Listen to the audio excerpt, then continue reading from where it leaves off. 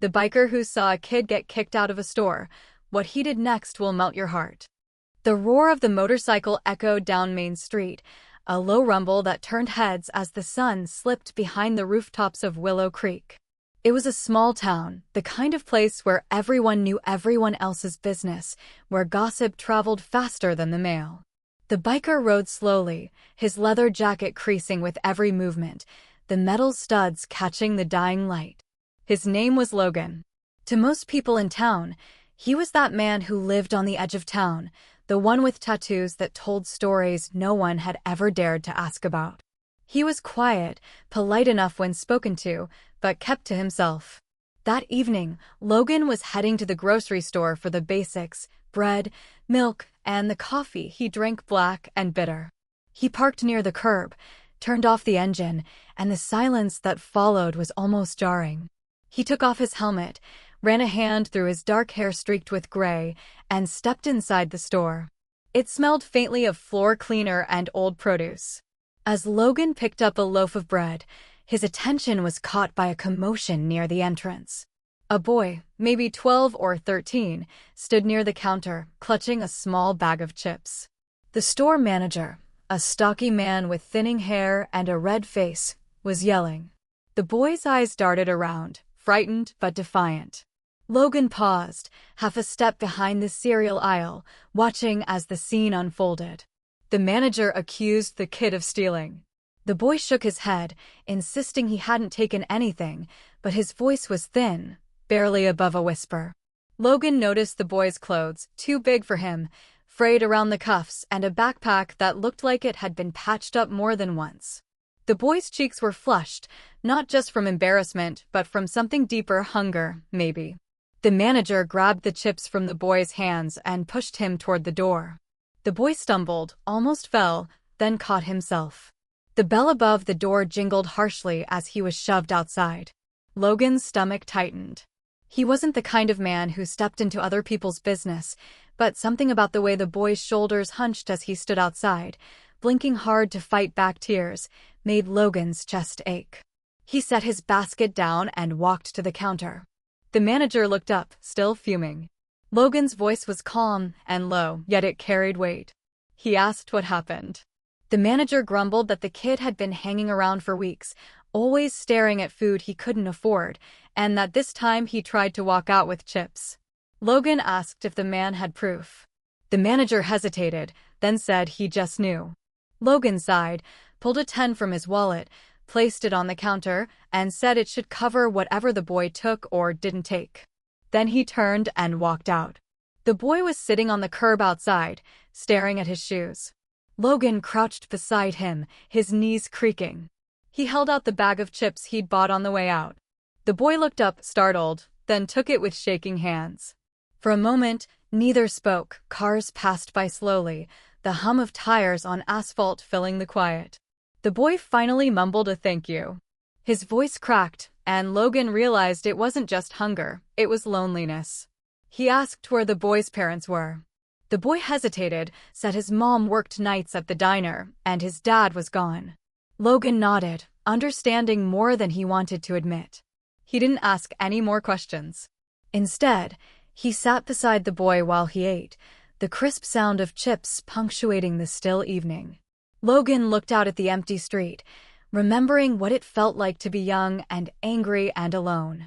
He'd been that kid once, the one people crossed the street to avoid, the one accused of things he hadn't done because of the way he looked or the clothes he wore. When the boy finished eating, Logan stood and stretched. He told the boy he should head home before it got dark. The boy nodded and slung his backpack over his shoulder. As he started to walk away, Logan called after him, asking for his name. The boy turned and said it was Tyler. Then he disappeared down the sidewalk, his small figure swallowed by the lengthening shadows. That night, Logan couldn't sleep. The hum of the refrigerator was loud in the stillness of his small house. He kept seeing the look on the boy's face, fear mixed with shame, the kind that sticks to you long after the moment passes. Logan made coffee, black and strong, and stared out the window. Outside, the streetlights buzzed, casting a dim glow over the quiet road. He remembered being 15, standing in a store just like that, accused of stealing a candy bar he hadn't touched. He remembered his father's voice afterward, rough with disappointment, not believing him. That had been the day he stopped explaining himself to people. The next morning, Logan found himself riding past the diner.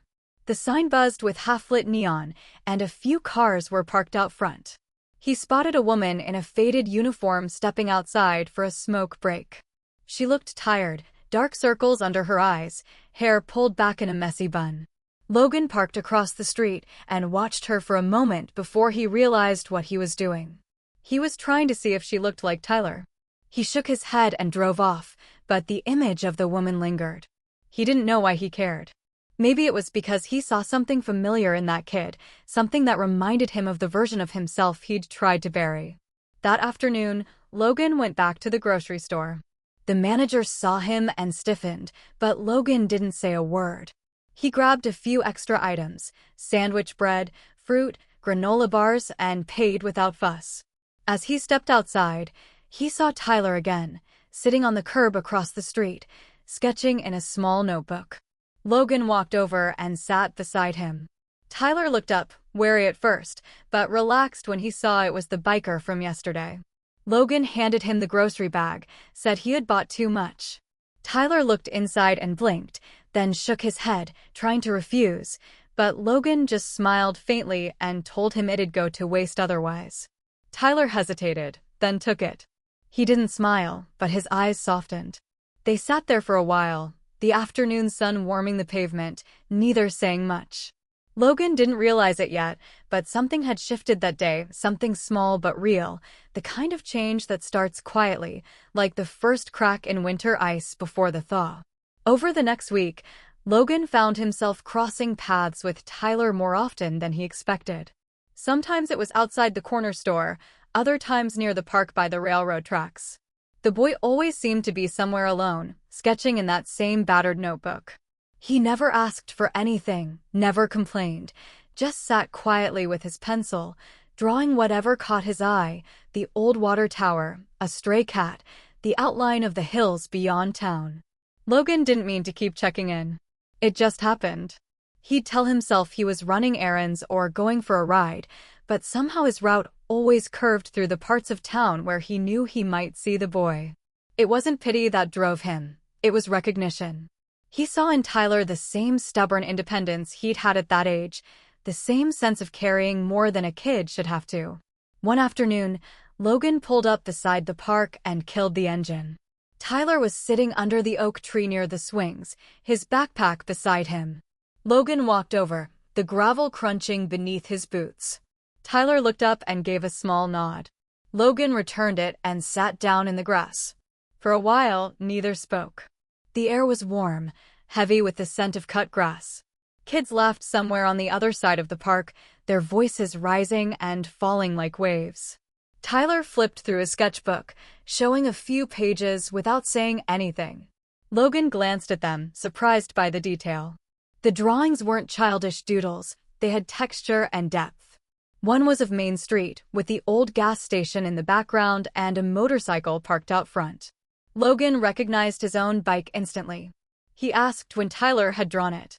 The boy shrugged and said he'd done it a few mornings ago when he saw him ride past the diner. Logan felt a faint tug in his chest. The lines were sharp, deliberate, like the kid had seen something in the machine that others didn't. He asked if Tyler liked to draw. The boy nodded and said he wanted to be an artist someday, but art supplies cost too much. He'd been using the same pencil for weeks. Logan thought about that on his way home. He stopped at the small stationery store and bought a set of pencils and a sketchbook, nothing fancy, just solid and new. The next day, he found Tyler again and handed them over. The boy's eyes widened, then dropped to the ground. He said he couldn't take it. Logan told him to consider it a trade for the drawing he'd done of the motorcycle. Tyler hesitated, then accepted. It became a quiet routine after that. Logan would check in every few days, bringing a sandwich or a cold soda, and Tyler would show him what he'd drawn. Sometimes they'd sit in silence. Other times, Tyler would talk about school, about his mom, about how she worked late and slept most of the day. He said she used to paint before she got too busy trying to keep them afloat. Logan listened, nodding when needed, never prying too deeply. He understood that trust wasn't something you earned with words. It came from showing up, again and again, without expectation. One evening, rain swept through Willow Creek. The streets glistened under the streetlights, and thunder rolled in the distance. Logan was at home when he heard the rain hitting the roof in steady waves. He thought about the kid, whether he had a dry place to sit, whether he'd made it home before the storm. After a few restless minutes, Logan grabbed his jacket and keys. He told himself he was just going for a drive, but deep down he knew where he was headed. He found Tyler near the bus stop, huddled beneath the small shelter, drenched from the knees down. His backpack sat beside him, soaked. Logan pulled up and waved him over. Tyler looked uncertain, but when the rain picked up, he ran for the bike. Logan handed him his spare helmet and told him to hop on. They rode through the rain, the world blurring into streaks of silver and gray. The engine's hum drowned out everything else. When they reached Logan's house on the edge of town, the boy hesitated at the door. Logan told him to come inside, that he could dry off before heading home.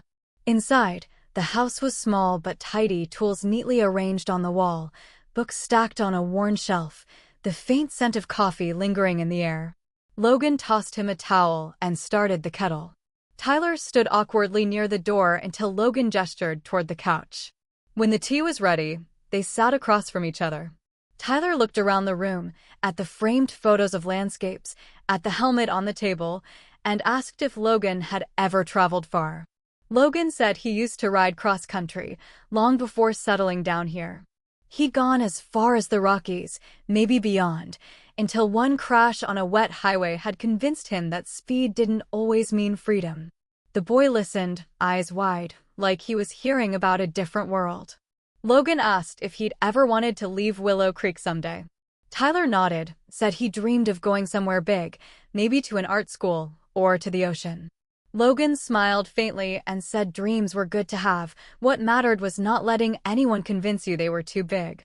When the rain slowed to a drizzle, Logan offered to drive him home. Tyler gave directions to a narrow street on the outskirts of town.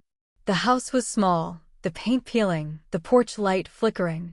Logan could see a woman through the window, bent over a table, her face pale under the dim light. Tyler thanked him softly before running inside. Logan waited a moment before turning the bike around, his reflection ghosting across the wet road.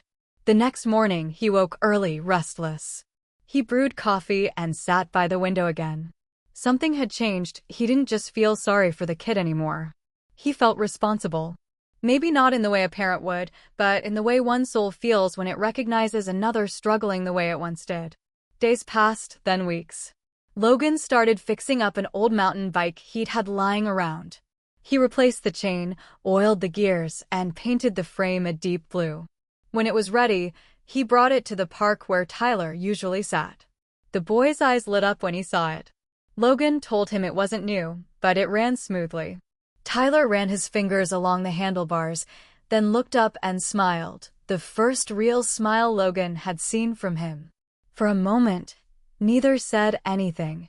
The air was golden with the late afternoon sun, and the town hummed quietly around them.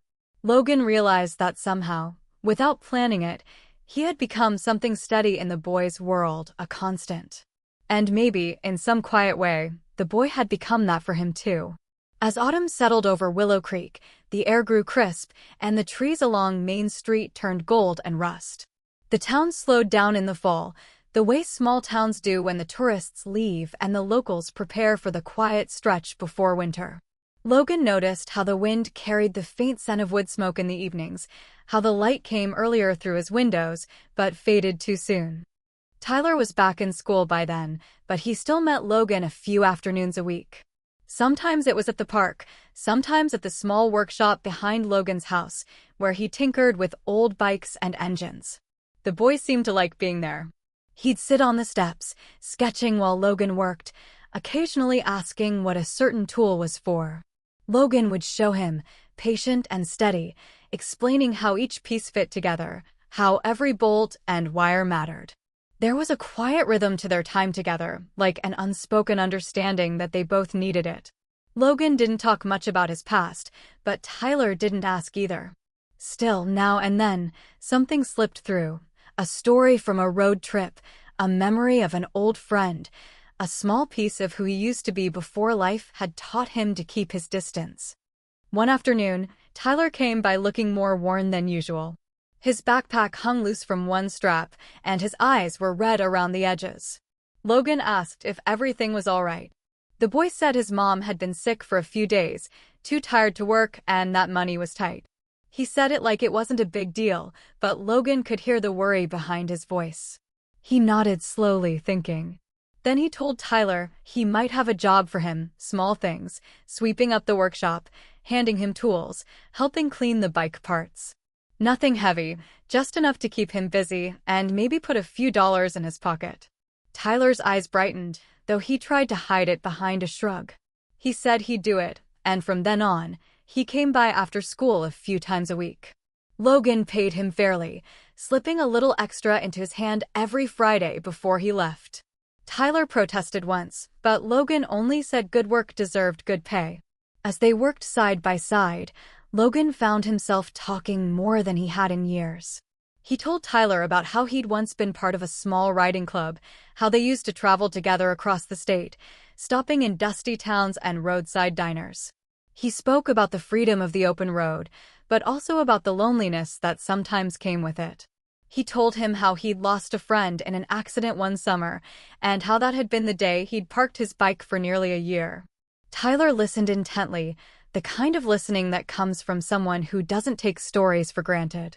Logan saw in the boy's eyes not judgment or pity, but understanding. It felt good, in a way he hadn't expected. As the weeks passed, Tyler grew more confident. He started helping with small repairs, learning how to clean carburetors, how to align chains. His hands got steadier, his eyes sharper. Sometimes he'd sketch the bikes while Logan worked, capturing every curve and shadow. One afternoon, he handed Logan a drawing of his Harley, every detail perfect, from the faded chrome to the worn leather on the seat. Logan held it for a long time, not saying much, just tracing the lines with his thumb. He framed it later that night and hung it in the workshop. It was around then that people in town began to notice the unlikely pair. The quiet biker who used to keep to himself now had a kid helping him in the afternoons. Some folks whispered about it, said it was strange, that Logan must have some angle. Others, the ones who looked a little closer, just nodded and said it was good for the boy to have someone looking out for him. One evening, Logan rode by the diner after dropping Tyler home. Through the window, he saw the boy's mother, Emma, behind the counter, her uniform crisp despite the long hours. She looked tired but smiled easily when a customer spoke to her. For a moment, Logan thought about going in, introducing himself properly, but something held him back. He didn't want her to think he was trying to insert himself where he didn't belong. So he rode off, the sound of the engine carrying him into the night. A week later, Emma appeared at his workshop. It was late afternoon, and the air smelled of oil and dust. She stood by the door, her hands tucked into her jacket pockets. Logan wiped his hands on a rag and greeted her. She thanked him for helping Tyler, said the boy talked about him all the time and how much he'd learned. She said she hadn't seen him so focused or happy in a long time. Logan nodded, unsure what to say. He told her Tyler was a good kid, smart, quick to learn. She smiled, a little sadly, and said she hoped he'd have more chances like this in life. Logan didn't know what to reply, so he just said he'd do what he could. When she left, the smell of her perfume lingered faintly in the air, mingling with the scent of grease and metal. That night, Logan sat on the porch, watching the stars peek out one by one. He thought about the paths people cross by chance, the way a single moment, like stepping into a store at the right time, could change everything. But life, as it does, didn't stay smooth for long. One Friday afternoon, Tyler didn't show up. Logan figured maybe he had extra homework, but when he didn't come the next day either, he started to worry. He rode to the diner, but Emma wasn't there. Another waitress said she'd called in sick. By Sunday evening, Logan decided to check in. He rode to their small house, the one with the flickering porch light. The door was slightly open. He knocked, and after a moment, Tyler appeared, his face pale. Logan asked if everything was okay. The boy said his mom had gotten worse, fever, coughing, couldn't get out of bed. They didn't have money for medicine until her next paycheck. Logan's chest tightened. He told the boy to wait, then went to the pharmacy and bought what she needed. When he returned, Tyler's eyes filled with tears, but he didn't say anything. He just took the bag and ran inside. Logan waited on the porch, hearing the faint sounds of the house, the creak of floorboards, the whisper of voices.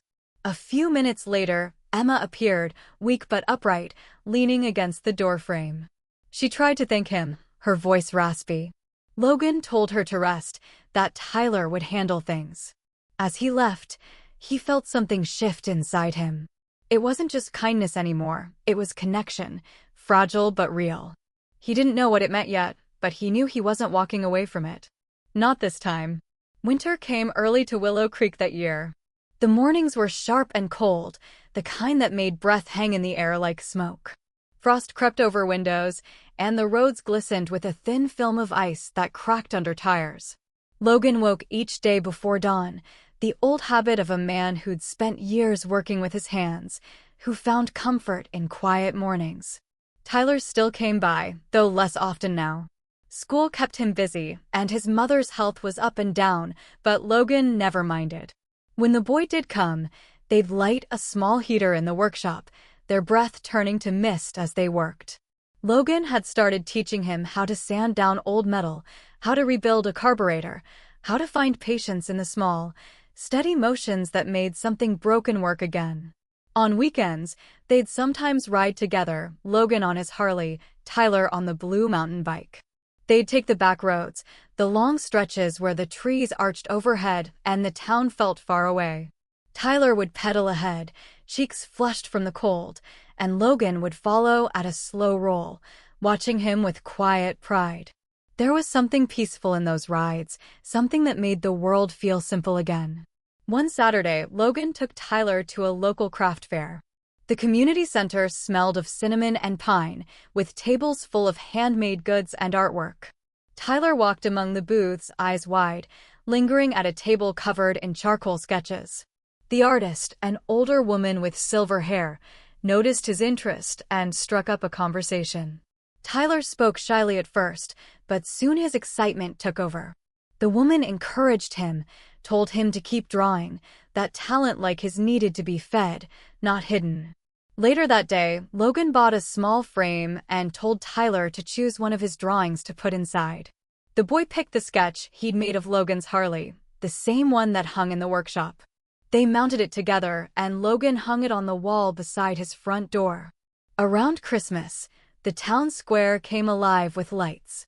Willow Creek didn't have much, but it had heartstrings of bulbs wrapped around every lamppost, wreaths in every shop window, and the faint sound of old carols from a speaker somewhere near the bakery.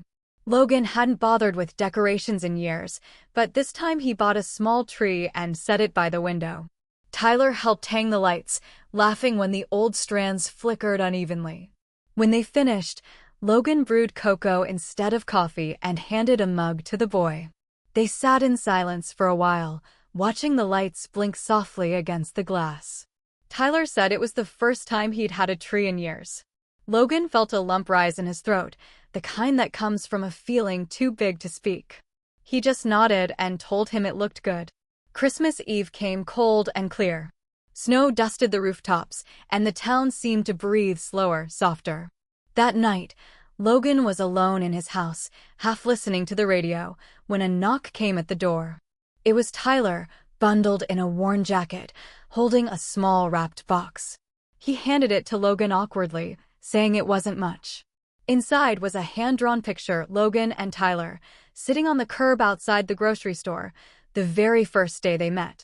The detail was perfect, the scuffed boots, the leather jacket, the half-empty bag of chips between them. But what caught Logan most was the look on their faces, the quiet, wordless understanding captured in pencil and shadow. He stared at it for a long moment, then looked up. The boy was watching him, a hint of worry in his eyes, as if unsure how it would be received. Logan reached out, resting a rough hand on his shoulder, and told him it was the best gift he'd ever gotten. Tyler smiled then, small but genuine. He said his mom wanted him to tell Logan thank you for everything. She was back to working a few shifts at the diner, feeling better, and had baked something for him.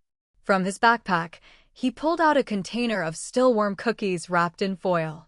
Logan chuckled softly, thanked him, and invited him in. They ate cookies and watched the snow fall through the window, the soft flicker of the tree casting patterns across the walls. In that moment, the house didn't feel empty anymore. The months that followed came quietly. Winter melted into spring, and Willow Creek woke up again. Flowers bloomed in the cracks of sidewalks, and the park filled with kids on bikes. Tyler finished another school year, and his grades were better than ever. Logan went to his first school art show in decades when Tyler's teacher invited him. He stood near the back of the classroom, hands in his jacket pockets, pretending not to notice the other parents glancing at him. Tyler's work hung near the front, a series of sketches showing small pieces of town life. The old gas station, the diner, the park. And there, in the center, a drawing of a motorcycle glinting beneath a sunset sky. Below it was a single caption, "Freedom feels like this."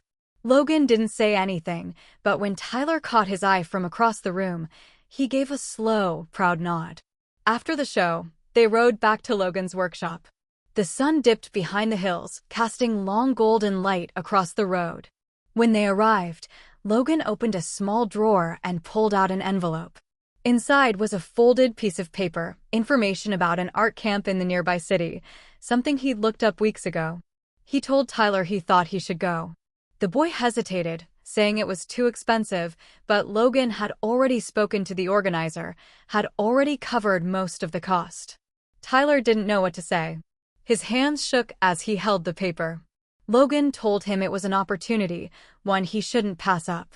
He said that sometimes, when the road opens up in front of you, you just have to take it. When summer came, Tyler packed his bag. Emma hugged him at the bus stop, tears in her eyes. Logan stood a few feet away, hands in his pockets. When Tyler turned to him, neither spoke. Words weren't needed. The boy hugged him tightly, then stepped onto the bus. Logan watched until it disappeared down the road, the sound of the engine fading into the distance. For the first time in years, he felt something he hadn't allowed himself to feel in a long time, pride mixed with peace. Weeks later, a letter arrived. It was from Tyler, written in neat, careful handwriting. He said the camp was amazing, that he'd met other artists, and that one of his sketches had been chosen for a showcase. He said he missed the workshop, missed the smell of oil and coffee, and that he hoped to visit before summer ended.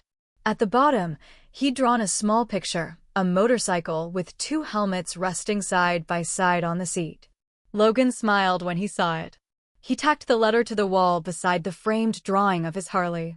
The workshop felt quiet that day, but not empty. He stepped outside, the late afternoon sun warm on his back, and looked down the road where the sound of a single bike once echoed, the sound that had brought him to a boy sitting on a curb years younger and a lifetime lonelier. Sometimes, the road gives you a second chance when you least expect it. Logan hadn't gone looking for it, but it had found him anyway, in a kid with a sketchbook, in a bag of chips, in a moment of kindness that grew into something bigger than either of them could have imagined. He started the motorcycle, the familiar hum filling the air, and smiled to himself as he rode toward town, the horizon wide open ahead.